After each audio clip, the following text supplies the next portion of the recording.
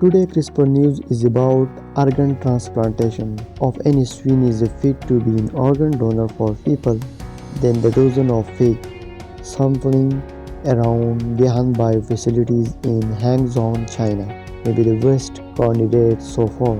The Chinese companies and its US collaborators have reported that they have used CRISPR to create the most extensively genetically engineered fake animals whose tissues the researchers has finally combined all the facilities, all the features necessary for a safe and successful transplant into human. The pig appeared healthy and fertile and functioning organs.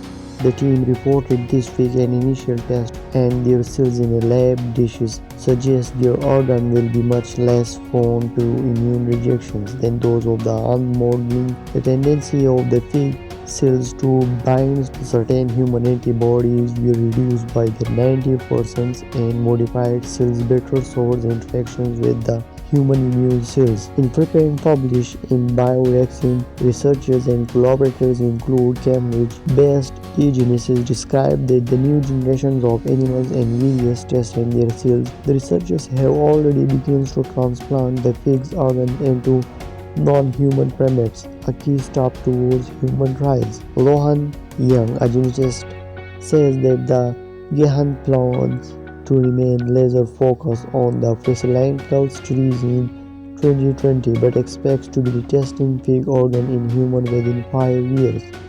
Many in the field now feeling inevitable movements around xenotransplantations. There is so much need for organ. Maralia, a transplant immunologist, says, I think it is going to be our reality.